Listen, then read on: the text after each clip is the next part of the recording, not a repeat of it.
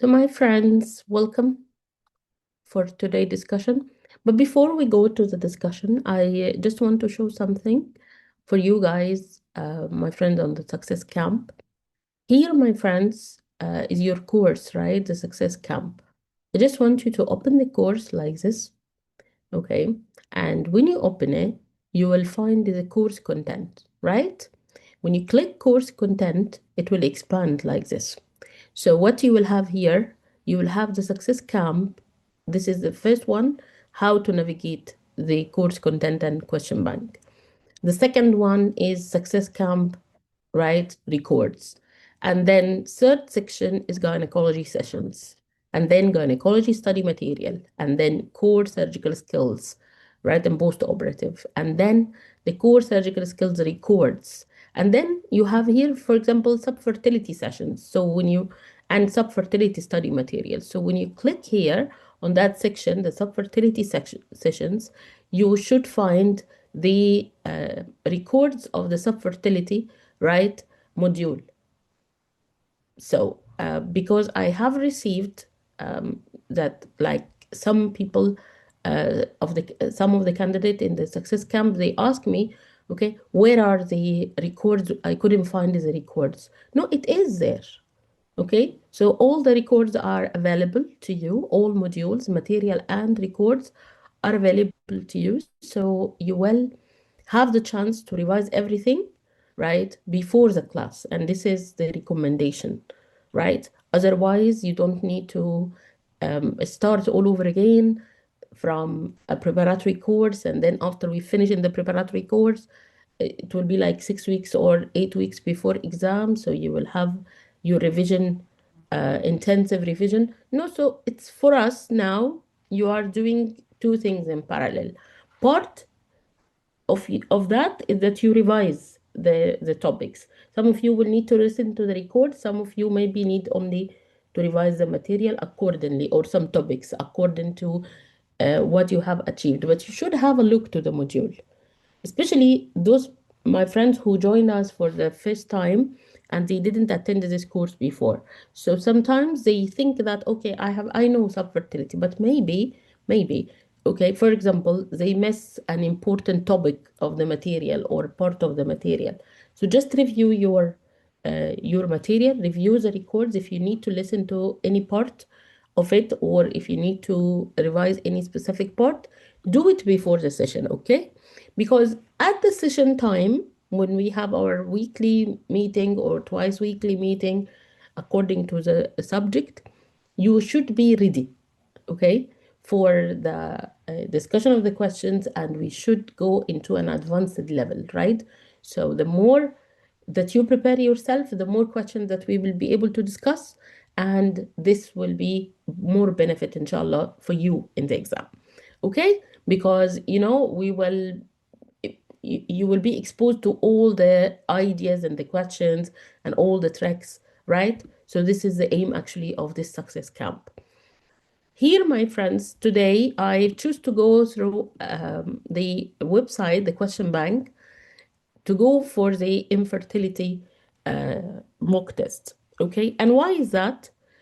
This is apart from the papers that we have.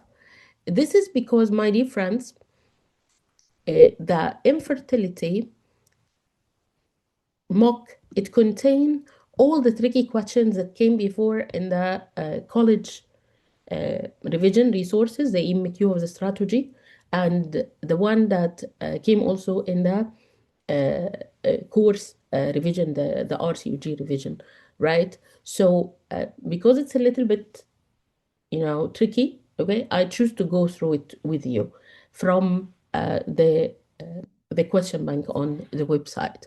And you will find, of course, very similar scenarios to those who came before in the exam. So I will navigate, same thing, okay, in the question bank, same way of navigation in this course. I will click course content, okay? So when I click course content, everything expand, right? Comes here to me. And I want to choose the subfertility, right? So I want to go here, down. Okay, this is urogynecology, oncology, gynae, contraception, sexual health. I will click here the subfertility, okay? And this subfertility, it has, as I told you, the mock test, and this is very, very good quality questions. So I wanted to practice some of these questions with you, or if we are able today, we will finish it all. Okay? This is the first part in our session, inshallah. This is what we will do. Second part of this session, we will choose one of the books, the maybe under Caesar, okay? And we will go through the questions in the book together. I would like to apologize that Dr. Madinji, she had a very serious health condition. Inshallah, she will be better soon. So now she's on a sick leave. That's why you will find that, in the quizzes group, we are sending the questions, but she's not available, okay, nowadays because of the sick leave. So I will be with you, okay, and instead of her, and Dr. Nada also, she's going to help, okay, in the quizzes group. So you guys, inshallah, we will clear all your concepts, okay. And I prefer myself actually having a session to solve the questions. So we may have one hour like this to solve the questions. Why? Because I think that writing sometimes is not enough to explain thoughts. This is maybe. Allah يسلمك Dr. Yusra. Okay, shall we start? Okay.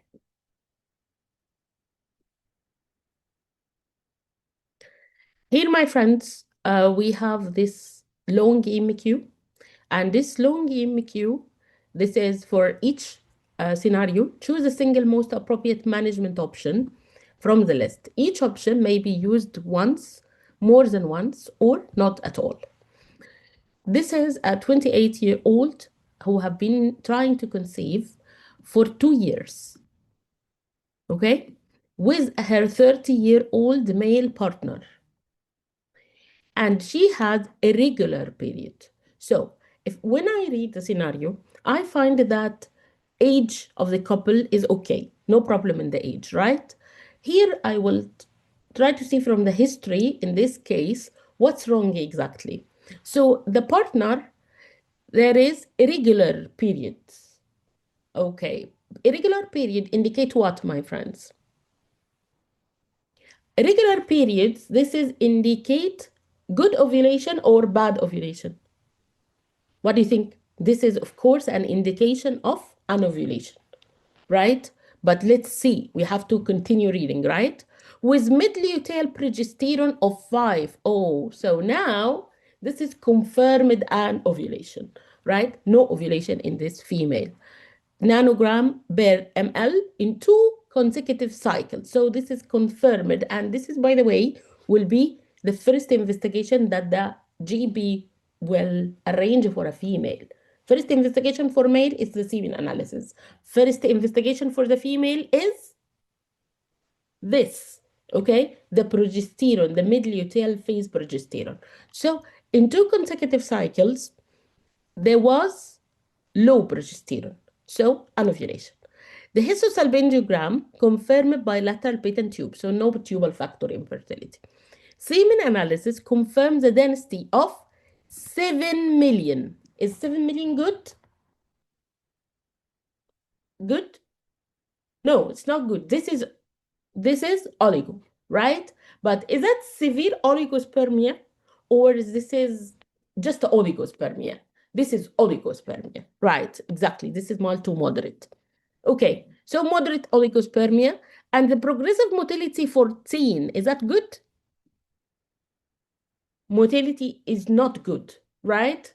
So if I have a problem in the motility and I have a problem in the count, right? So that's mean here I have male factor, right? So this male factor, along with, yes, it's a problem in the motility. So we have atheno, and then we have oligo. So it's oligoathenospermia, right? So yes, well done, Dr. Asma. So my dear friends, if I have double trouble like this in this scenario. I have a problem in the female and I have a problem in the male, same time. So what do you think the management is?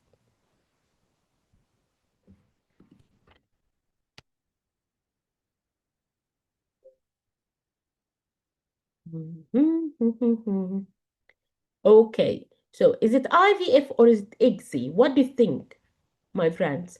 Which one can help a male with a poor semen analysis? Not complete azoospermia, it's just not good. The ICSI will help, right? So I'll tell you something. There is a rule here, my friends, so you will never be confused of it.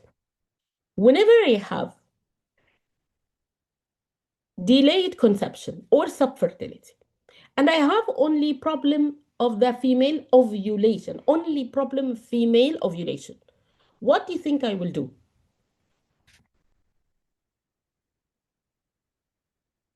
Shall I jump to IVF or shall I try ovulation induction?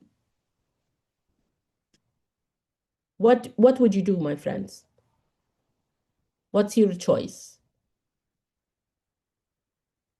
Jump to IVF? No, yes, exactly. So you will go for the ovulation induction, right? Why? Because it's a solo problem which can be treated by non-invasive, treatment. So just, yes. So what you will do, just you will go for the ovulation induction and solve the problem. When it is compound problem like this, okay, and I have both factors are deficient, right? So in this case, even if I try to help the female with ovulation induction, I'm still having a problem here with this male, right? So what I will do if I'm still have the problem with the male? I will then offer a treatment that can be suitable for both partner, male and female together. Okay. So which treatment again, my dear friend, that will help both together, both partners? Not IVF. IVF, what will do? IVF will help, right? The female, right? If the male is normal, if both have a problem, what do you think? What do you think in the technique? Because both are IVF, the difference between IVF and IVF XZ, what is the problem is that what is the difference is that the intracytoplasmic injection of the sperm, right, means that allow you to select the sperm with a good quality, right, and insert it. You will not just leave the sperms and the ovum in one uh, uh, place and you mix them, so like the IVF. No, in this case, what you will do in this case, what you will do is, yes, you will go for the ICSI treatment. Okay, so I can see here Dr. Priyanka, my dear. Okay, she's, mashallah, she's stimulating me. Dr. Priyanka, my dear, first of all, I have read your comment last time. I think your feedback of the session. Thank you very much for it. I was humbled really by reading this, and hopefully that, inshallah, every time you attend the class, you find something useful in the class. So I am really grateful for your words. But I would say something, and it made my day really. It was a very busy day, very long day. Okay, and I didn't even have the chance to sit or write anything. I just have seen the message quickly. Okay, and I thought that I need to thank you personally. Thank you very much. Look, my dear, you suggested here, Dr. Priyanka, ovulation induction with IUI. Okay, so practically, you can try this. Why not? Right? So I can try this. Give the chance for the female for ovulation induction, gives a chance for the IUI, so it will deliver the semen, right? And it will help, maybe naturally they will have a chance. Okay, this is practically that you will do, right? But this is not the exam. And why this is not the exam? Because simply, I'll tell you, it's all about the NHS system.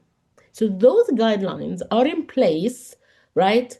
Because it is tailored, okay, to the system, right? To the UK system. So I have, my dear, this case who will have appointment after 2 years. She will be referred to the fertility specialist. She will wait for a few months to see the fertility specialist. This is the journey, NHS real journey of a patient, right? And then the fertility specialist is going to discuss the treatment of with her. Okay, let's say he give her ovulation induction according to the protocol, either starting with the Clomid or nowadays that many centers have changed to the letrozole. Okay, but still yet the NICE guideline did not change. So let's say we start with the Clomid. Okay, give her a chance of ovulation induction 1 month, and then give her appointment again to come for follicular tracking. And this appointment, that's mean she will be again having an appointment with the sonographer, and then she will need to have another appointment with the doctor, the specialist, to see how was the ovulation, and then see whether we need to increase the dose, not increase the dose. So she will need for like 6 months of a follow-up, right, till we achieve the ovulation, right? Let's say achieved ovulation. So if she achieved the ovulation, she will be referred for what? She will be referred for the IUI. And this is not, by the way, an easy process. There is again a waiting list there. Okay? So for the IUI, we will have to try. We will have to try with the ovulation induction in this case because already she have a problem in the ovulation, right? So another 6 months of IUI, right, with ovulation. However, I have the male semen analysis is not good, right? So what are the chances after 6 months ovulation induction, 6 months IUI, and several appointment? And by the way, the patient will have a meeting with the doctor, and she will have a follow-up, right? And she will receive medications, and all of this equal money, right? With a shortage of doctors and the specialists specifically. Nowadays, the shortage is more at the specialist level or the consultant level, right? What are the chances that she will conceive after those 12 months? The chances are not very high, right? So they compare the cost of this treatment and the effectiveness of this treatment or the chances of pregnancy to going directly for ICSI, right? Have ovulation induction with a strong injection, right? And put the or choose the semen, right? Have a good quality semen, okay? Inject, okay? What are the chances of achieving pregnancy in this one cycle, right? So they find that the chances are really higher for unexplained infertility going for IVF, and instead of trial of long time with the IUI. And they have also for the male subfertility higher chances of success with the ICSI, okay? And saving time, saving how many times the patient attend to the hospital, how many times the patient will need to access to the resources, access to appointments. And by the way, take care, most of the ladies are working, right? So whenever she have an appointment, what will happen? She will need to take day off from her work, right? Maybe her work will allow her once, but not every time, right? So there will be a hassle, right? In how many times the patient attends, the resources, right? The time, then what is the result compared to that, right? So they don't actually spend any money, right, without exactly knowing what is the cost effectiveness of this treatment. Okay, so that's why, my dear, you will find that 2 years of subfertility, unexplained subfertility, equal always IVF, according to the NICE guideline, right? And you will find that if there is a male factor associated, right, you will go directly for ICSI rather than trying IVF and not successful, go for the ICSI cycle directly. You got the point, my dear? Okay, my dear, you are welcome. So for this question, we will have the ICSI as answer. Okay, everybody agree?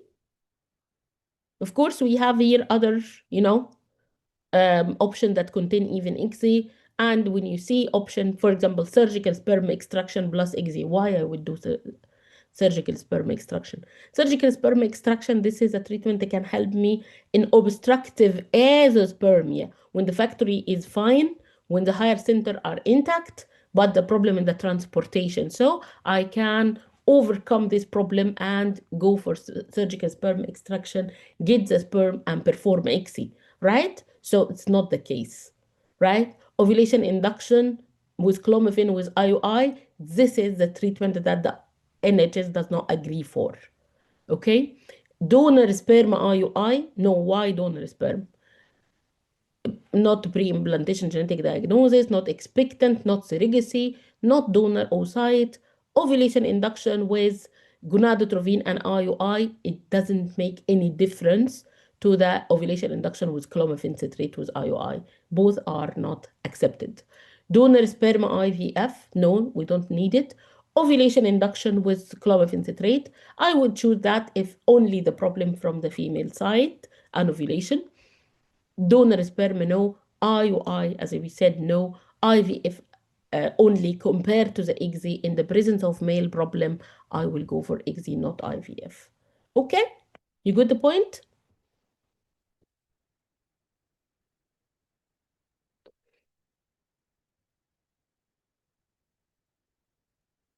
This is the kind of question that you will find in the exam, right? So they ask male subfertility many times in the exam. This is very commonly, asked topic in your exam, but it will not be like a straightforward male subfertility. Always there will be something in the scenario, and you have to consider both couple together, right?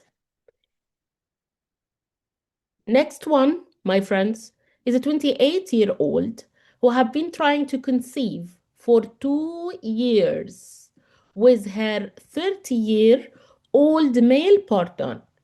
So she is 28-year-old and she has been trying to conceive for 2 years and her partner is 30 years, very similar to scenario to the above question. However, right, this is not the one, right? I here find that regular period. So regular period indicate what, my friends? Regular period in this case indicate the what? The ovulation is good, right? With mid-luteal progesterone of 35, so confirmed that this is good ovulation. Histosalpingogram, however, confirmed by lateral patent tubes, right? So this is bilateral patent tubes, correct? Good. Semen analysis suggests density of 17. Is 17 good? 17 million per ml, not total. Yes, that's good. Okay. And the progressive motility of 34%. So what do you think about this 34%?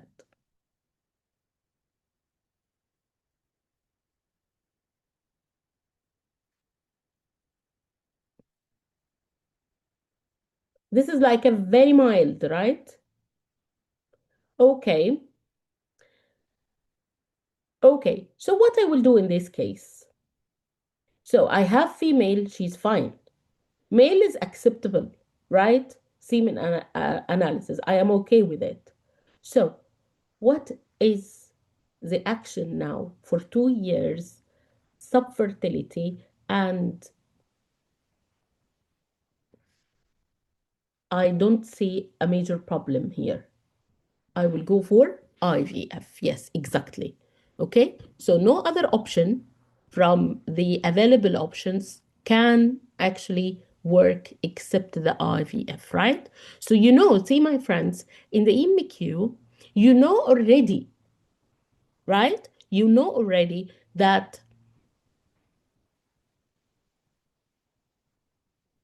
IVF is the answer, right? And before you go to and see other options, you are aware already what to choose. Okay, don't let yourself, like, for example, okay, this is not a restaurant menu.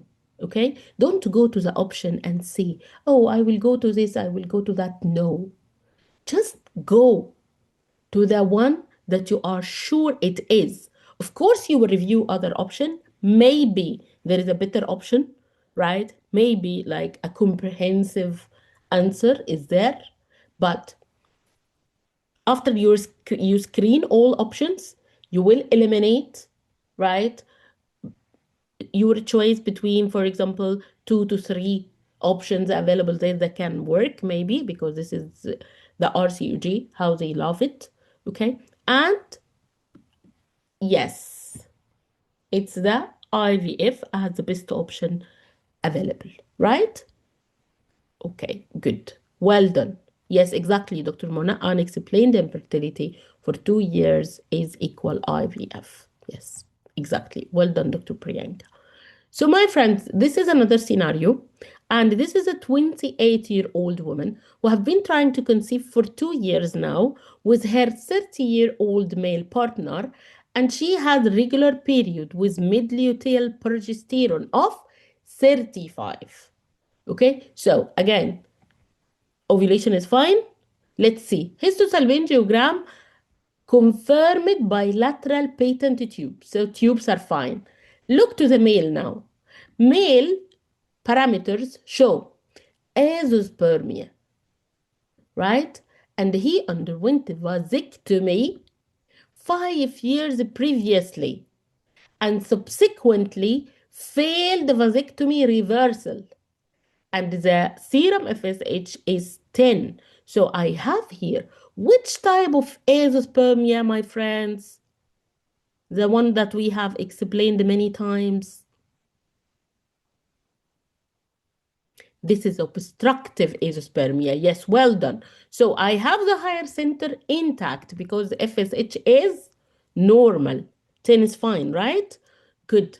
And I have only this male with azoospermia secondary to the vasectomy with failed reversal. So I will not go to the surgical option now, trying to reverse the sterilization. Now, my only action will be what? You tell me, my friends, before going to the options. This is how it works.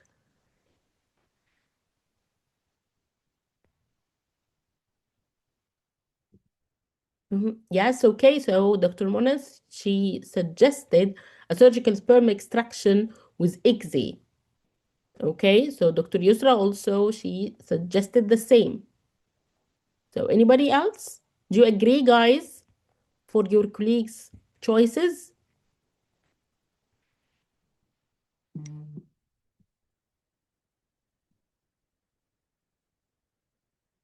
Yes, okay.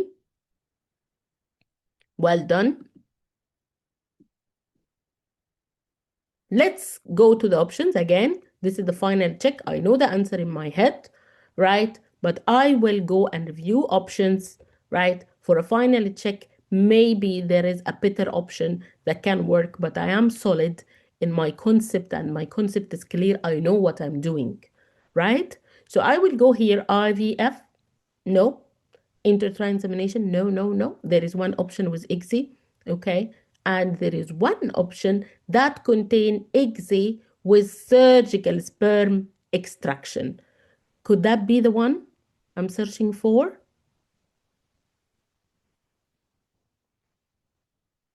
Finally, before click, shall I click?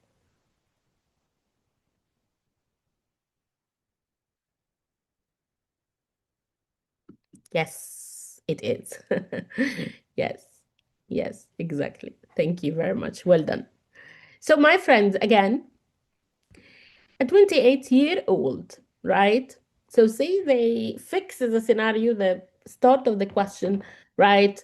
And then they change the parameters. And I'm just saying that because, guys, this is what can come in the exam, like 2 to 3 questions with similar scenarios, but there is differences in the details.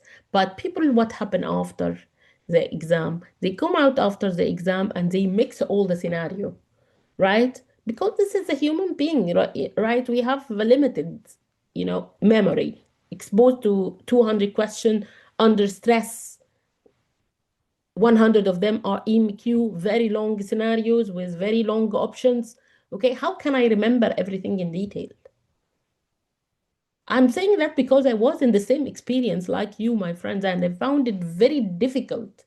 Very difficult. Even the question that I remembered after the paper one, okay, because at those time, okay, my days it was a paper, not a computer based. So in paper one, I had a break after this, and I was discussing with my study partner over the phone, and I just told her about like 25 questions, okay, from the paper one. Then after paper two, I felt like I completely forgot what was in the paper one. I was not able to remember on the same day, okay, the detail of the question in the first paper. Then I said that I would write for my study partner, okay, because at that time she was just planning for the exam for the next time. Okay, I thought that I will write or collect some scenarios for her as a recall to help her. I couldn't remember. Only 75 questions that I was able to remember, and those 75 questions was not with a full option, nothing. I just remember my impression of the question. I'm not able to remember. I was not able really to remember the detail of any scenario. Okay, so that's why I'm telling you guys, be careful of the recalls. Be careful of the recalls. Recalls are very good as a guidance for you what topics to focus on, right? And what could be the possible topics covered in the exam and you don't know about, or what this question is touched before, this part is touched before, it came like twisted here. Okay, so you take care when you study, but never depend on that recalls, right, as a complete source of the scenario. Even it can help in single best answer questions, but EMQs, definitely no. EMQs, you have to solve the complete scenarios. So let's see. Again, I'm sorry to interrupt your thoughts. And again, my friends, we have 2 years trying to conceive, and there a problem here in the female that she had a secondary amenorrhea for 2 years now. Secondary for 2 years. Her FSH level was 86 international unit per ml. Okay? On 2 consecutive samples. So what do you think now this female have? What's her problem? FSH is very high and confirmed 2 times. Yes, exactly. She had a POI. Okay. So no chances that she can give you egg, right? So let's see. Anti-Mullerian hormone undetectable, which confirm. Histosalpingogram, patent tubes. So she now group 3, right, of anovulation. Semen analysis suggests density of 17, which is fine. Progressive motility of 34, okay. So now I have a female factor infertility, and this is premature ovarian failure. What I will do now? Everyone know premature ovarian failure, she need donor egg, right? Yes. So let's have a look here to the options. What could be, right, the option suitable? And I'll comment on your answers now. Okay, but let me go to the options. Which option have donor donor egg in it.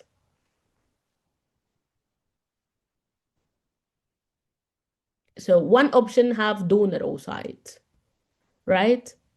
Okay, that's good. So this is might be my answer, right? Yes, but let's see what else. Surrogacy? No, not surrogacy now. She can have donor oocyte trial. Expectant management? No. Pre-implantation? No. Donor sperm ovulation induction surgical bracket. So I have here donor oocyte.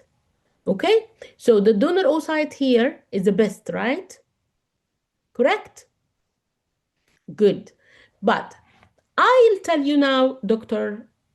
Monet, you suggested ICSI with oocyte donation, right?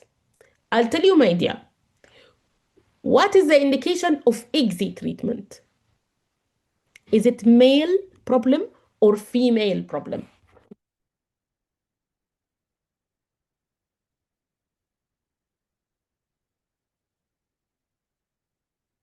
Mainly male.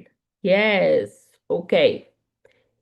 So my problem when I have a poor quality semen or a limited number of sperms, okay, that if I just mix them like the IVF, okay, I'm not sure that they can fertilize, right, the ovum, right? This is my problem. So that's why we overcome this problem with the ICSI treatment by the intracytoplasmic sperm injection, right?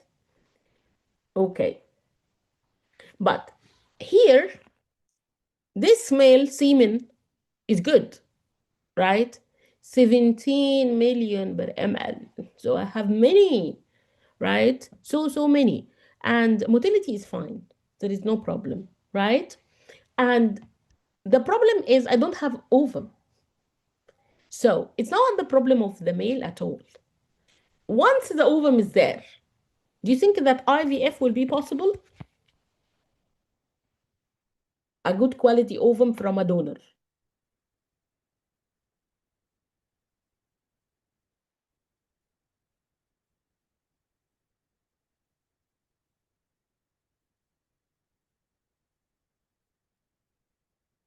Yes, okay.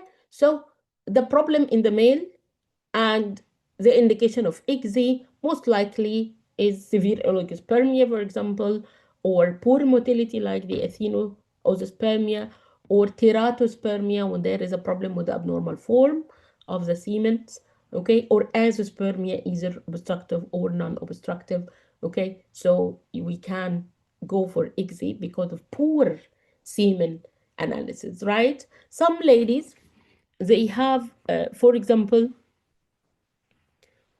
IVF failed, after IVF failed once too, like this, okay, so they can go for ICSI, and because maybe, but it's not very common, actually, it's like very less number or very less percentage of cases that there is like some certain antibodies or there is some unknown reason, okay, why the IVF does not work with those couples. So when we go for ICSI, we find better action, okay, or we find better result. However, the studies are sometimes doubting even this. But anyway, think ICSI when there is a male problem, not a female problem, okay? So this is she will conceive by donor oocyte IVF normally, okay? Now, my friends, this is another scenario.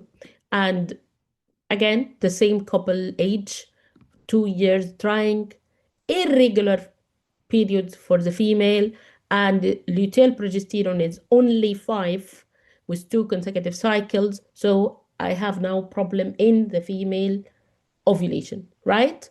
Good. Histosalpingogram bilateral patent tube, so no problem in the tube. And the semen analysis suggests again density 17 million per ml and motility 34%, which are the two main things that I need to know. Okay. So what do you think now? This female, she is having anovulation, trying to conceive for 2 years. Will you go for IVF? Will you go for ICSI or just the clomiphene citrate?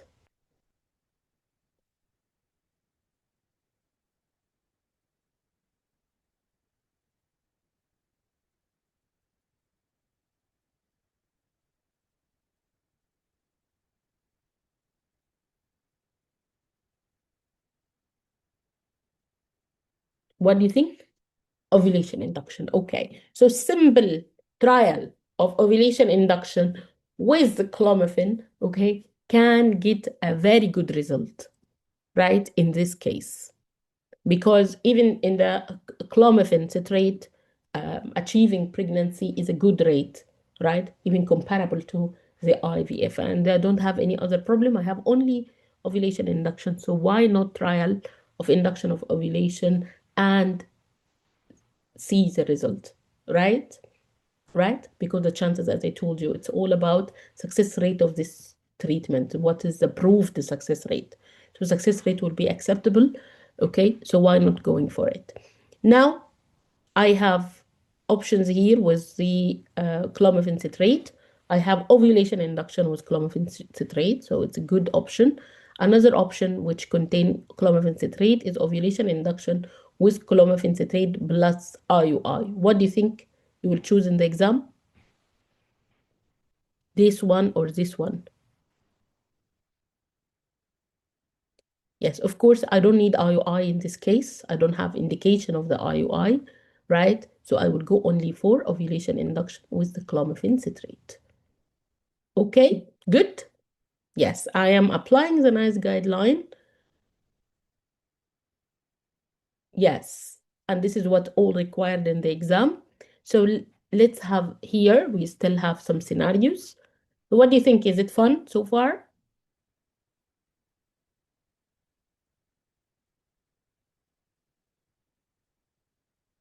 I think it's funny. For me, I myself find like those questions of the subfertility are very easy. It's like an equation, and you apply the rule, and that's it, right? Yes. Very good. So let's see, my dears, a 29-year-old in a same-sex relationship. Oh, same-sex relationship. Think of what? Let's see. With her 30-year-old partner, attend sub-fertility clinic. She had a regular period, so no problem in the ovulation. Mid luteal progesterone of 35, and histossalpingogram confirmed bilateral patent tube. So those couple who are from a same sex, how they can have a baby according to the NICE guideline. Do we need sperm donation?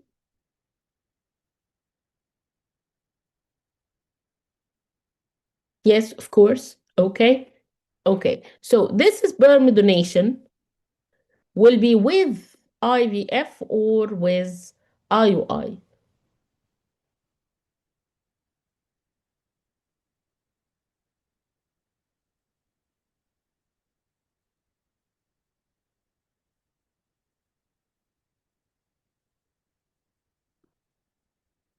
Yes, this is an indication of IUI.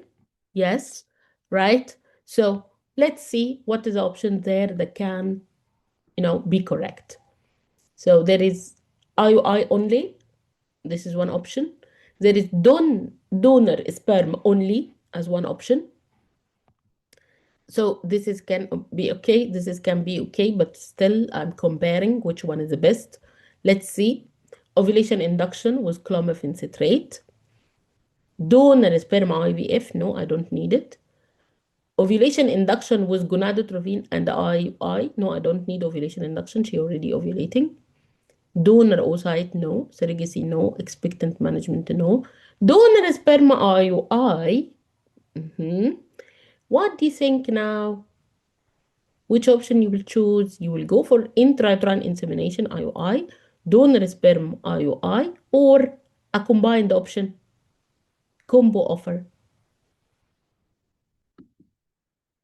Yes, you will go for the combined answer, right? This is very good. So I've heard some, complaints are very common in the MRCOG Part 2 exam that people come and say, oh, they give us very similar scenarios. They give us very similar options. They give us 2 to 3 options that are correct, or sometimes several options are correct. And now you have to choose, and I don't know what to choose. So, my friends, very important that you be organized, right? For the stem of the scenario or of the question itself, you have to make a questions analysis, right? You have to make analysis of the scenario. You have to understand what is the finding in the scenario, right? What is the difference between all of those couples, right, and each other? You have to see here, for example, okay, 28 and 30 years trying for 2 years, but there is a significant difference in each case. And you have to highlight in the exam what is the problem. For this case, her problem is FSH is high. She had premature ovarian failure, right? So I know that this is donor oocyte. The other one, no, she have only anovulation and low progesterone. So her problem is the low the anovulation with the low progesterone. I will go for ovulation induction and so on. So you will highlight what is the key word in the scenario, because this is what makes you choose the answer, right? This is the important factor, or this is the important point in the stem of the scenario or of the question that will lead to this answer, right? This is one thing. Another thing, that you are clear in your concept, you know the answer before you go to the options. And when you go to the option and you find similar answers, okay, that can work. Simply, you will go by the elimination method. And this is means that I am choosing 1, 2, 3 options that can work. Why not? But this is EMQ, and I'm not only choosing the correct option, I'm choosing the best option, right? So by having this way of solving, organized way of solving EMQs, how to make analysis of the question and have a situation awareness, understand what's the keywords of the scenarios, okay? And going, and you are aware, right? What to choose. Going to the options, comparing options, minimize or have a short list of answer, right? To say, let's say 2, 3, 4 options sometimes, but usually it will be like 2, 3 options if they want to be tricky. If there is 2, 3 options similar to each other, no problem. You are comparing, right, the options to each other, and you will follow the one according to the guideline. Okay? So here, my friends, I think that things become more clear and more easy, right? And we will not be confused, even if I have 8 scenarios, right? Similar to each other under one EMQ, right? All possible combinations they give you in this question. Let's see my champions, how they help me to analyze this question. I have 38-year-old trying to conceive for 6 months with her 30-year-old male partner. So she's trying for how long? 6 months only, right? Okay. And she had regular period with mid-luteal progesterone of a 35. So does she have a problem in the ovulation? No problem in the ovulation. Histosalpingogram confirmed bilateral patent tube, so no problem in the tubes. Then semen analysis is 17 million per ml and progressive motility of 34, so acceptable.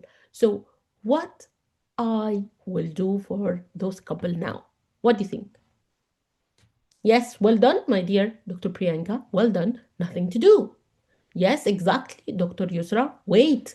Okay, so I know now that I'll just wait, right? Okay, good. And see here which option that contain waiting. Expectant management. This is sound like the only one, right? Do you agree? Tick. Okay, good. Now, my friends, I have last scenario in this EMQ. So a 28-year-old been trying to conceive for 2 years now with her 30-year-old male partner. And she have regular periods with mid-luteal progesterone of 35. Histosalpingogram confirmed bilateral patent tubes, right? Semen analysis confirmed azoospermia. So there is a problem in the male in this case, right? But let's see which type of azoospermia is that. Karyotyping is okay, and he's a carrier of a cystic fibrosis gene mutation, and Y chromosome deletion is absent. His serum FSH is also high, 38. So he is a carrier of cystic fibrosis gene mutation, but he had FSH high. So which type of azoospermia is that? Some maybe will see cystic fibrosis, azoospermia. This is post-testicular cause. Is that the post-testicular or testicular? This is mainly, yes. Right? I have both problems together. I have azoospermia and I have FSH that is high already. So how I'm going to solve the scenario now? Female is fine, but male, what do you think about this male? Pre-implantation genetic diagnosis, because he's a carrier of gene mutation? No. If he has normal semen analysis, or at least there are some retrievable sperms, okay, and have only any gene problem, I can go for the pre-implantation genetic diagnosis. Otherwise, no need. In this case, there is no way to go here except for donor sperm. Okay, so which option of donor sperm now? I will go donor sperm this one, or I will go donor sperm this one. Which one? Donor sperm IUI or donor sperm only?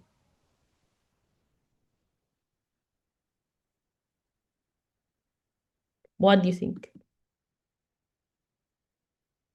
Look, media, is that an indication of IUI? Is that an indication of IUI? Please remember, what are the 3 indications in the NICE guideline for IUI? 1 is same-sex relationship. 2 is infection, right? So for fear of infection, like for example, uncontrolled HIV case, so we will go for sperm washing, IUI, and so on, right? Good. Third, or number 3 in the option is sexual dysfunction, right? So those are the 3 indications of IUI in the NICE guideline of subfertility. Is that one of them?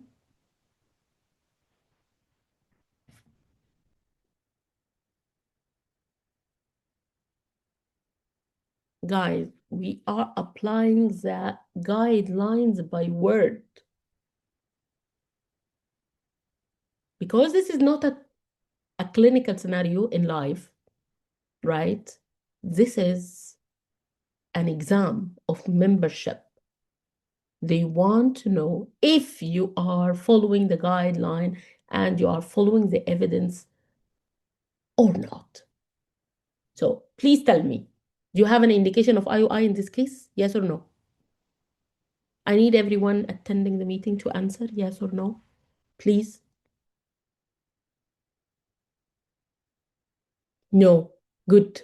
So I wouldn't choose IUI. Even if it looked logical to me, I wouldn't choose it. And I will explain to you why. Okay? So look, my friends. Here, I will go donor sperm only. Right? I will go donor sperm only. Without the IUI choice, right? Why? Because here, the examiner who designed this question, right? And he's aware that one scenario will be answered donor sperm IUI. One scenario will be the donor sperm. He's clearly here giving you the keyword, the cue for you to follow, right? From the guideline. He's designing a question to test your knowledge of the guideline. He is not, by the way, testing or questioning your clinical ability or your clinical judgment. Why? Because the setting is different. The setting is different in here, right? UK system is different from many other countries, right? And it's all about, as I told you, what's convenient for the system. So they have their own guideline and you wanted to obtain their own membership, right? So you have to follow them, right? Follow their guideline. And here, give you here in this scenario, same-sex relationship as a clear indication of IUI. So you have to pick IUI for it because you know the guideline. This one, no indication of IUI, I wouldn't choose the IUI. And I don't care, right? In this question, right? Donor sperm plus what? Because it's not the point that he's testing you in, right? So my friends, I'm again answering one of the query that I have received after the last exam, that people tell me, okay, this college is only care about their holy guideline. Somebody said like something like that. It's not about that. We just appreciate the guideline because it's a British guideline, so we will go for the guideline and we will never accept any other answer. No, my dears, it's all about the system. It's all about that they want to make sure that you are following evidence-based answers and you will follow, when you are a consultant in the UK, you are following the guidelines in place, that it is in place for a reason. The stakeholders, those who design the guideline, those who are controlling the system, they put those recommendations for a reason, right? And this reason is mainly justified. They have their own, you know, logic in it, because this is more suitable to the system. This is will eliminate the number of complaints. The nature of the patient, right, here is really different from other places. So the patient is questioning the doctor decisions, right? And it's very easy to sue the doctor, right? Complain and say that this doctor didn't follow the evidence. This doctor recommended a treatment which is not the best treatment according to the guideline. He didn't give me the best available care. So if the doctor is following the evidence, that's mean the doctor is not wrong. That's mean the system is not wrong. That's mean this claim will be dropped. But if the doctor, okay, is suggesting an evidence, sorry, if the doctor is just suggesting treatment based on their what they think, their own experience, or what they think it's right, with all due respect, how could you explain it in the court if the patient complain against you? What evidence will support you in your case? Tell me, please. Nothing. So following the guideline is for a reason, right? And you are requesting the membership of the Royal College. That's mean you will have a certificate in your hand to give you a license to practice, right? And not only a license to practice in the UK, but you will request becoming a consultant, right? By this certificate. And this certificate is the key that will open all these doors for you, right? They just want to make sure that the holder of this certificate, okay, is not going to cause a trouble in the system, is going to fit in the system, right? This is the thing. This is the policy. right? Of the GMC, this is the policy of the RCOG in their exams. So I don't want you, my dear friends, to be frustrated or to think that I am a good doctor, right? I'm practicing in my place and I am a consultant. I have the knowledge, I have the experience, okay? But I am struggling to pass this exam. With all due respect, my dear, is not a fault in you. You are very good. You have to trust yourself. You have to trust your own experience. You have to trust your own knowledge. But the same thing that answers in this exam should follow the evidence according to the UK system, and that's it. So please tailor your answers right to the evidence available, okay, and choose based on evidence, nothing more, nothing less, and you will pass very easily. Right, my friends? I hope that the message is clear, right? I'm using the college today in this discussion. I'm using only the college resources to show you how they write the questions, how they write the options, how they want you to choose the best option, right? According to the evidence or according to the guideline and apply the guideline in place. And then only the question that seem very tricky or doesn't make sense or confusing will be just very easy and simple scenarios when you apply the rules.